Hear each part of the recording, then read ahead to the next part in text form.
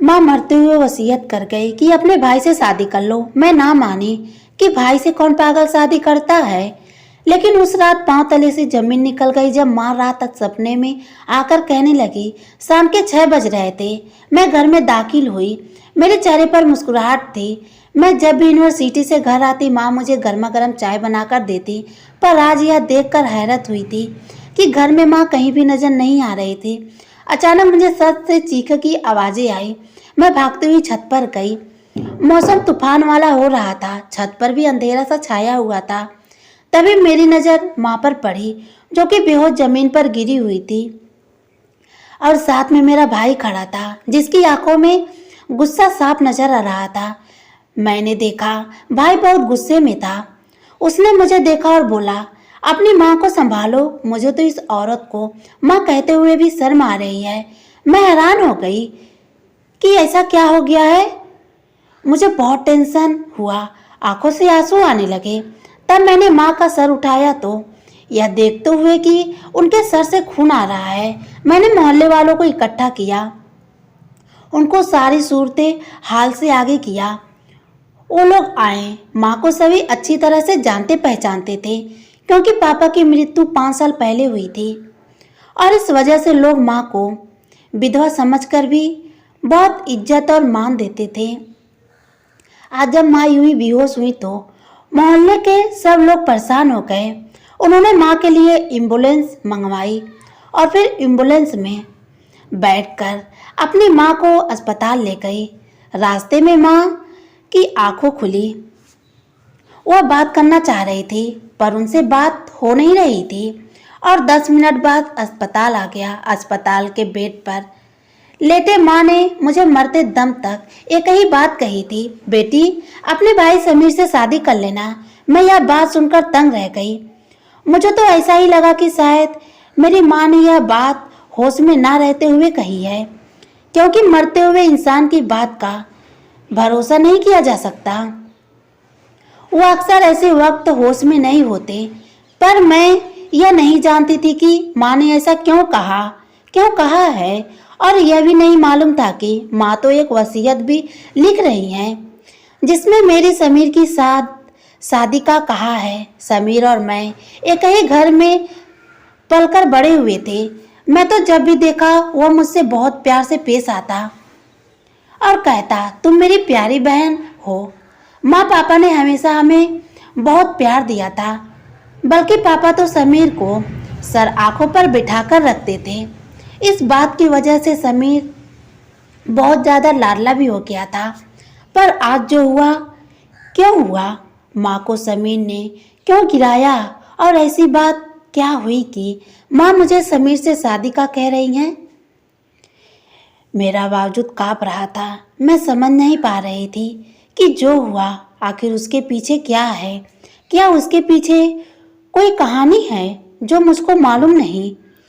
माँ के सिरहाने बैठे बैठे हजारों सवाल मेरे जहन में आते और उनके जवाब मुझे ना मिलते। यहाँ तक कि शाम से रात हो गई। माँ का अस्पताल में मृत्यु हो गई। उनकी रूह जब उनके जिस्म से निकली तो मुझे लगा मैं पूरी दुनिया में अकेली हो गई हूँ। अब सिर्फ एक ही भाई का सहारा रह गया था। माँ का जिस्म ठंडा होने के बाद अस्पताल वालों ने हमें डिस्चार्ज कर दिया। मैं माँ की बॉडी लिए घर पहुँची। मेरा भाई घर नहीं था, शायद इसलिए कि सब लोगों को मालूम हो चुका था कि समीर ने ही अपनी माँ को मारा है। उसी ने माँ को धक्का दिया है। समीर भी घर से गायब था। उसने किसी किस्म की सफाई नहीं दी थी। मैं अपने घर आ गई। माँ की सभी रीति रिवाज पर पूरा होने के बाद मुझे कुछ होश आया कि माँ दुनिया से जा चुकी हैं। रो रो कर मेरा बुरा हाल था। समीर माँ की मृत्यु को 5 दिन बाद घर आया था। किसी ने समीर को कुछ भी नहीं कहा था, क्योंकि कोई ऐसा सोच भी नहीं सकता था कि समीर अपनी माँ की जान ले सकता है। और फिर एक अजीब वाकया हुआ जिसने इस सारी कहानी को मेरे सामने खोलकर रख दिया, और मैं सोच भी नहीं सकती थी कि मुझे समीर से ही शादी करनी पड़ेगी। माँ के 40 के बाद सेकेंड का दिन था जब मेरी बुआ घर में दाखिल हुई।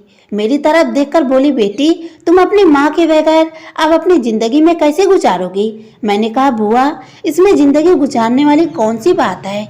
मैंने पहले भी जिंदगी गुजारी, अब भी गुजार लूंगी।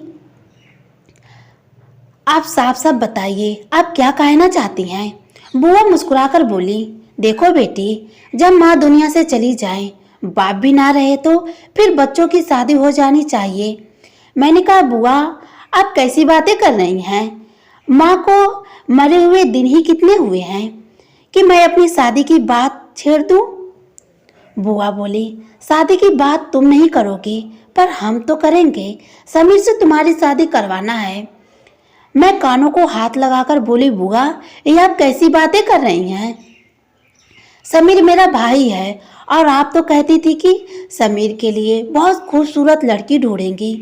मेरी बात सुनकर बुआ बोली, बेटी तुम्हारी शादी समीर से होगी क्योंकि यह तुम्हारी माँ की वसीयत थी। मैं बोली, आपको कैसे पता कि यह मेरी माँ की वसीयत थी? यह तो उन्होंने मुझे एम्बुलेंस में जाते हुए कहा था।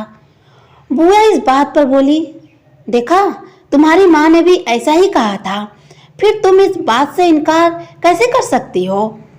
मैंने बुआ की बात सुनकर परेशान हो गई, मगर बुआ मैं ऐसा बिल्कुल नहीं होने दूंगी। आप ईश्वर के लिए मुझसे इतने बड़े गुनाह कैसे करवा सकती हैं? भाई से शादी कैसे मुमकिन है? मैं और समीर एक घर में पहले पले बड़े हैं, एक बाप की औलाद है, एक माँ की औलाद है। फिर आप यह बातें करके क्यों मेरा दिल जला रही हैं? क्यों मुझे आजमाइश में डाल रही हैं कि मैं गुस्सा करूं? मेरी बात सुनकर बुआ चुप हो गई। समीर से तुम्हारी शादी जायज है बेटी, अगर तुम्हें यकीन नहीं आता तो मैं तुम्हें बता दूंगी। अभी मेरे पास वक्त बिल्कुल नहीं है कि मैं यह सारी बातें तुम्हारे सामने खोल कर रखूं, वरना अफसोस तुमको भी होगा। चलो मैं अभी चलती हूँ, मुझे बहुत देर हो रही है। मैंने तुम्हारी शादी का इंतजाम करने हैं और अम्मा जी बाहर खड़ी हैं, वो मुझसे कहीं और भी जाने का कह रही हैं। बस मैं तुम्हें बताने आई थी कि तुम तैयार रहना, बाकी बात बाद में बता दूंगी। बुआ यह कहकर चली गई। मेरे दिमाग में जैसे हथौड़े से बजने लगे थे। थोड़ी देर के बाद घर के दरवाजे पर दस्तक हुई। मैंने दरवाजा खोला तो सामने समीर खड़ा था। समीर की आंखों में गुस्सा देखकर मैं डर गई, पर मैंने एक ही लम्हे में मैं उससे सवाल किया, समीर मुझे तो यह बताओ कि क्या तुम्हें माँ की वसीयत के बारे में पता है? हाँ नेहा, मुझे अच्छी तरह पता है। वह पागल औरत क्या वसीयत करके गई है, इसलिए तो मुझसे बर्दाश्त नहीं हुआ। और तुम जानती हो क्या? समीर सामने सोफे पर बैठते हुए बोला, हमारी माँ एक चरित्रहीन औरत है। समीर मुंह से माँ के लिए जहर उगलने लगा। यह तुम कैसे कह सकते हो? समीर ऐसी बात माँ के बारे में जब से पापा की मौत हुई है, माँ ने कभी किसी की तरफ आंख उठाकर नहीं देखा। हालांकि वह शादी भी कर सकती थी। क्या तुमने ही माँ को धक्का दिया? यह बात सच थी। मुझे तो यकीन ही नहीं आ रहा था।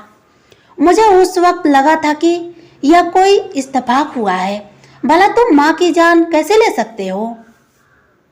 मेरी बात सुनकर समीर ने मुझे अजीब सी नजरों से देखा और बोला, माँ का जो हुआ वह सही हुआ। वह इन सब की हकदार थी। उनके लिए ऐसा करना मेरी मजबूरी थी। मैं अपनी जगह से उठकर खड़ी हो गई। समीर पर चीख पड़ी, यह तुम क्या कह रहे हो समीर? क्या तुम अपनी माँ की जान ले सकते हो? फिर तो मुझे भी तुमसे खतरा है। तुम पागल तो नहीं हो गए?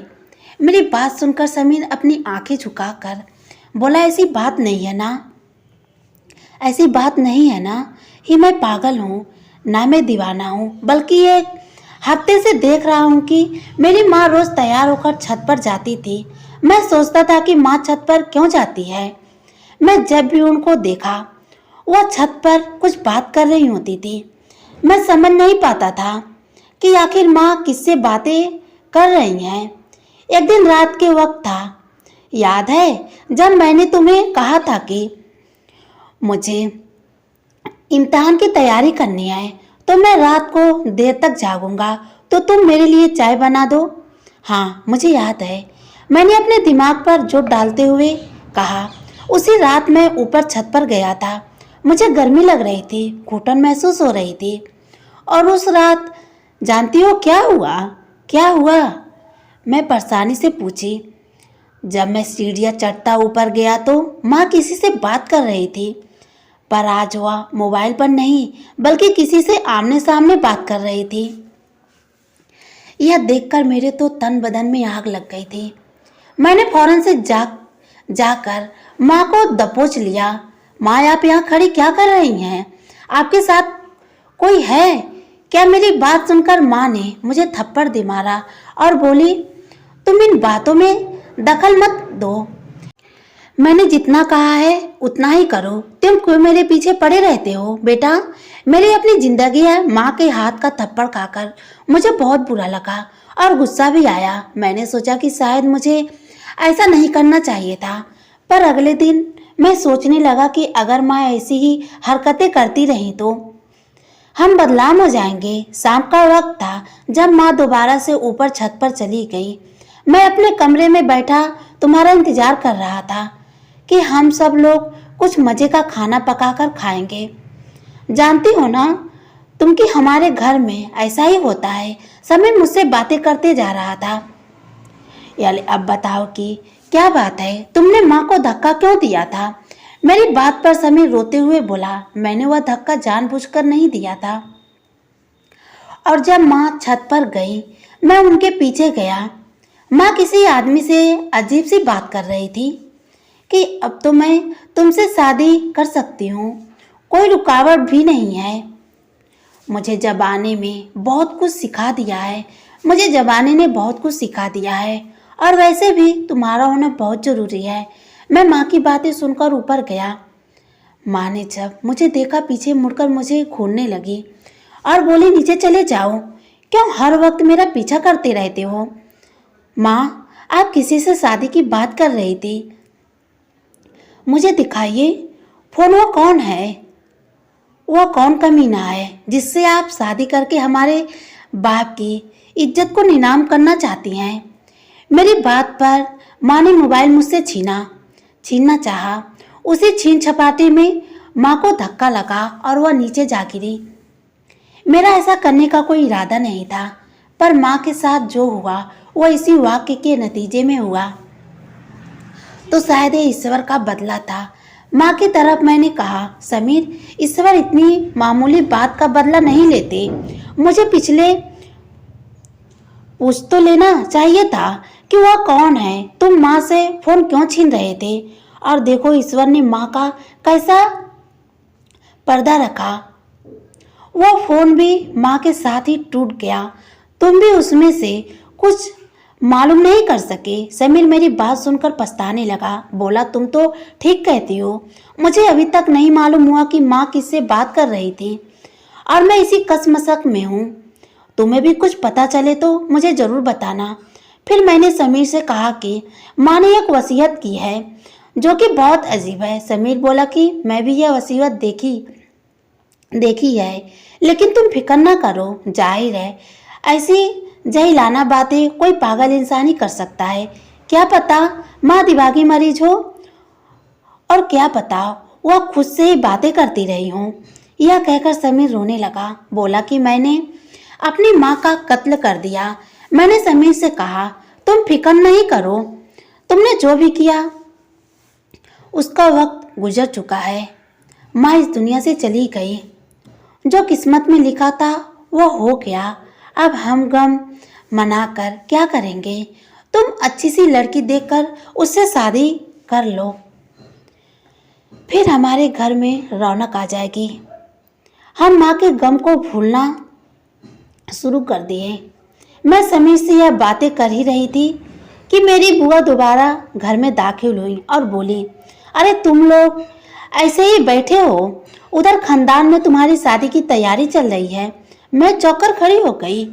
बुआ बस भी कर दे अब यह नाटक। माँ ने अगर पागलपन में यह बात कह दी है तो क्या मतलब है कि आप भाई बहन की पवित्र रिश्ते की धज्जियां उड़ाएंगे?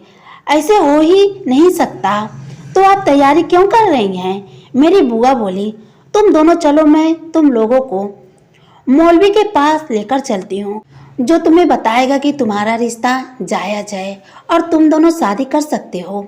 अगर मैं कुछ कहूंगी तो तुम सबको दुखी होगा। मैं बुआ की बात सुनकर नीचे वापस बैठ गई और कहा, मुझे किसी से नहीं मिलना। बुआ बोली, बेटी वो कोई आम आदमी नहीं है, मस्जिद का ईमानदार है, हर रोज नमाज पढ़ता है, ईद की नमाज भी वही जमात करवाता है। हालांकि यह बात सुनकर मैं हैरत से आंखें फाड़े उन्हें देखने लगी। मस्जिद का मौलवी यह बात कैसे कह सकता है? बुआ आप खुद होश करें। बस बेटी तुम और समीर एक बार उनसे मिल लो, फिर मैं तुम्हें कुछ नहीं कहूंगी। फिर चाहे तुम अपनी माँ की वसीयत पर कभी अमल न करना। अपनी बुआ की बात सुनकर मुझे बहुत हैरत हुई और बेचैनी भी कि आखिर ऐसा क्या बात है। मुझे मोहल्ले के मौलवी साहब बताएंगे और सिर्फ पिया राज उन्हीं के पास है। मैंने कहा, ठीक है, मैं और समीर दोनों अभी इमाम साहब के पास जाएंगे और उनको आपकी शिकायत भी लगाएंगे। बुआ ने अगले दिन हम दोनों को वहां जाने को कहा। अगला दिन फ्राइडे का था। फ्राइडे के बाद मौलवी साहब फकीर थे। हम उनके हजूरे में चले गए। मौलवी साहब ने हमें पहचान लिया और बोले, तुम सीमा के बच्चे हो ना? तो बस आ जाओ बेटा, मैं तुम्हें कोई ऐसी हकीकत बताऊंगा जिसे सुनकर तुम दोनों ही अपने रिश्ते की हकीकत को पहचान सकोगे। मैं नहीं जानता कि तुम्हारी माँ ने यह वसीयत क्यों की, लेकिन फिर भी यह वसीयत जायज है और तुम्हारी शादी होना कोई पाप का काम नहीं है। पहले मेरी बात सुनो, उसके बाद तुम लोगों ने जो फैसला करना है कर लेना। मौलवी साहब ने बात शुरू की। देखो बेटी, यह उस वक्त की बात है जब तुम्हारी माँ की शादी नहीं हुई थी। सीमा एक अमीर घराने से ताल्लुक रखती थी। यह घराना इतना अमीर था कि आज तक यहाँ किसी गरीब ने शायद उनके घर में बैठकर उनके बराबर खाना भी नहीं खाया होगा। पर कहते हैं कि इंसान की पसंदीदगी नहीं होती। सीमा एक आम से बच्चे को पसंद करने लगी। बच्चा इसलिए कह रहा हूँ कि उस वक्त वह मर्दे में तामील हासिल कर रहा था। वह फिर किया था जब सीमा के बाप को इस बात की खबर मिली कि उसकी बेटी एक मामूली से तावील इल्म के साथ इश्क कर बैठी है, तो सीमा के बाप ने जल्द से जल्द उसकी शादी की तैयारी करना शुरू कर दी। पर शादी कैसे होती जब सीमा ही मान नहीं रही थी? पहले तो सीमा को मानना था, उसके बाद ही शादी होनी थी, क्योंकि गांव में सीमा का बाप बहुत ज्यादा अमीर शख्स माना जाता था। अपनी बेटी की मर्जी के बगैर अगर वह कुछ करता तो लोग उसे ही जालिम और जल्लाद कहते। यूं ही एक दिन वह अपनी बेटी के लिए लड़का पसंद करके अपने घर खुशी खुशी आया तो उसे मालूम हुआ कि उसकी बेटी इस घर से जा चुकी है और वह उस